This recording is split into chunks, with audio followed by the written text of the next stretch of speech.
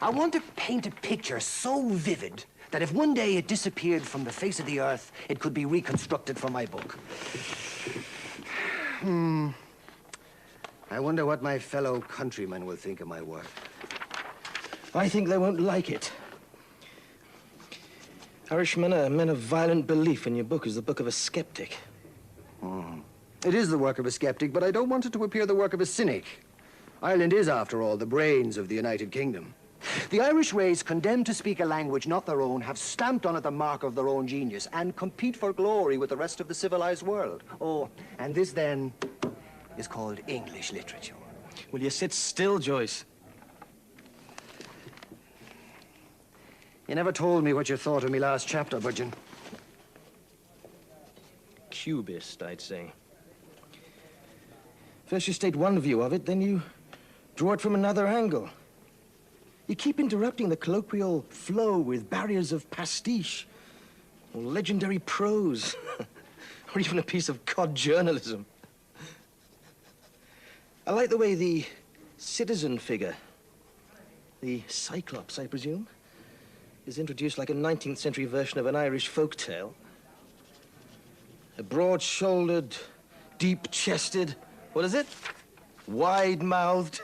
Large-nosed, long-headed, deep-voiced, bare-kneed, brawny-handed, hairy-legged, ruddy-faced, sinewy-armed hero. Stand and deliver. That's all right, citizen. Friends here. Pass, friend.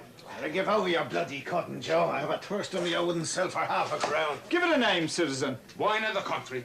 What's yours? Get on the can of spit. 3 pints, Terry, please. Well, how's the old heart, citizen, eh? Never better the caller. What, Daddy? Huh? Are we going to win? We're going to win, eh? Hello, Bloom. What'll you have? I won't, thank you. No offense meant. I can't. Ah, come on, Bloom. No, you must excuse me. I can't. Well, all right. I'll just take a cigar. Give us one of your prime stinkers, Terry. Look at this, the Irish Independent, if you please. Founded by Parnell to be the working man's friend. Listen to the births and deaths in the Irish All for Ireland Independent. And I thank you, the marriages. Gordon, Barnfield, Crescent, Exeter. Playwood and Risdale at St. Jude's Church, Kensington, by the Right Reverend the Dean of Worcester. How was that, eh? Ha! Deaths. Cockburn, the Mount House Chest. I know that fella from bitter experience. Dimsey, wife of David Dimsey, late of the Admiralty. Miller, Tottenham. How is that for the national press, me brown son? How is that for Martin Murphy, the Bantry jobber? Ah, well, thanks be to God they had the start of us. Drink that now, citizen. I will, honourable person. Health, Joe, and all down the form.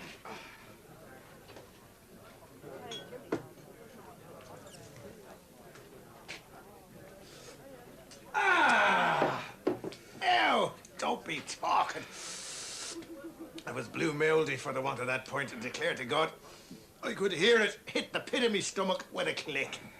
What about the Invincibles? So, of course, the citizen was only waiting for the wink of the word, and he starts gassing out of him about the Invincibles in a minute 67. And Bloom, of course, with his knock-me-down cigar, putting on swank with his largy face. It's a phenomenon. Phenomenon. That fat heap he married is a nice old phenomenon, with a back on her like a ball alley. The memory of the dead. No, Aye. you don't grasp my point. What I mean is... Sinn Féin. Sinn Féin and wine. The friends we love are by our side, and the foes we hate before us. I'm afraid he'll bite you. No, but he might take me leg for a lamppost. What's on you, Gary? What's on you, Biko? Carstock, I want the roar. And he told Terry to bring him some water for the dog, and Joe asked him, would he have another? I will, a corner. Just to show there's no ill feeling. Gobby's not as green as his cabbage looking, arsing around from one pub to another, leaving it up to your own honour. And says Joe, Could you make a hole in another pint? could a swim duck, says I. Same again, Terry. Are you sure you won't have anything in the way of liquid refreshment? Thank you, no. No, as a matter of fact, I just wanted to meet Martin Cunningham, know you see about the insurance of poor Dignams.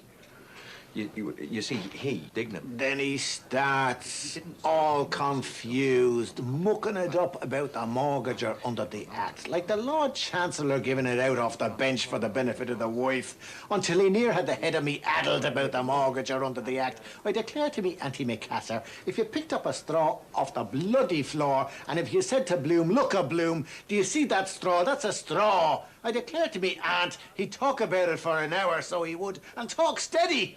Everybody tries to help out, but... Well, that's the point for the wife's admirers. Whose admirers? No, the wife's advisors, I mean.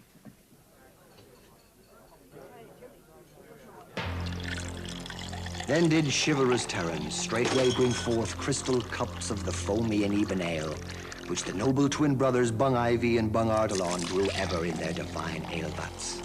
For they garner the succulent berries of the hop, and they mix therewith sour juices, and bring the must to the sacred fire. Those cunning brothers, lords of the vat. 1,000 a year, Joe. Right. And butter for fish.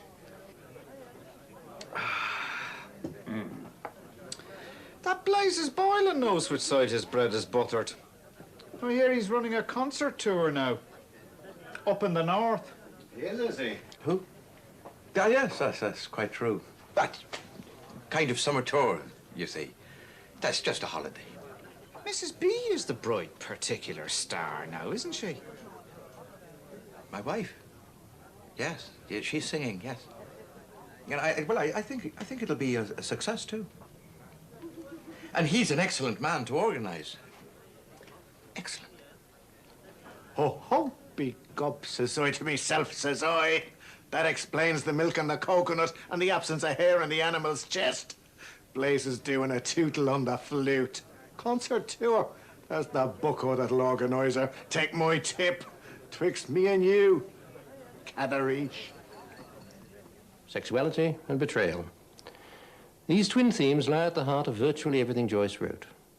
Bloom is betrayed by his wife, and that betrayal is one of the main excuses used by his bigoted fellow citizens for repudiating him. He's an archetypal outsider, isolated from his community by race, because he's a Jew, by religion, and by temperament.